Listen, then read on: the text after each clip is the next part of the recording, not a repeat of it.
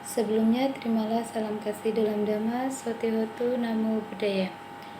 Perkenalkan, nama saya Tri Wijayanti. Saya peserta PPG tahun 2022 dari Banten. Di sini saya ingin menjelaskan tugas sejarah perkembangan agama Buddha, yaitu mengidentifikasi masalah. Identifikasi masalah yang saya ambil yaitu masa gelap agama Buddha di Indonesia. Yang kedua, faktor-faktor yang menimbulkan masalah.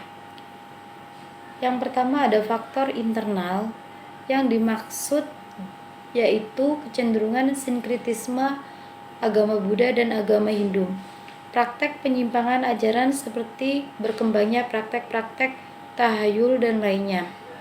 Yang kedua, faktor lainnya yaitu berkembangnya tantra di Indonesia, misalnya merebaknya pemujaan terhadap Malima. Yang ketiga, dari sisi politik, yaitu adanya perebutan kekuasaan Raden Pata putra Raja Prabu Brawijaya Majapahit itu sendiri yang menginginkan agar yang memimpin suatu kerajaan itu memiliki keyakinan Islam atau yang seiman. Hukumnya haram jika suatu kerajaan dipimpin berkeyakinan lain.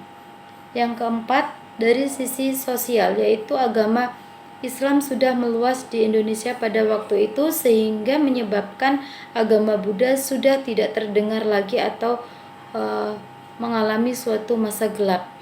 Nah, yang kelima, berdasarkan bukti-bukti sejarah, kemudian terungkap bahwa yang menyebabkan Majapahit hilang dari muka bumi bukanlah terjadi pada tahun 1400 tahun Saka karena serangan kerajaan Demak yang dipimpin oleh Raden Pata, melainkan lenyapnya Majapahit dari muka bumi ini terjadi antara tahun 1518 sampai dengan 1521 yang dilakukan oleh Adipati Unus, anak Raden Pata, pemimpin Demak, sebagai tindakan balasan terhadap Girindrawardhana yang telah mengalahkan neneknya yaitu Bra Kertabumi. Tentunya dari perbedaan pendapat tersebut akan membuat seorang siswa menjadi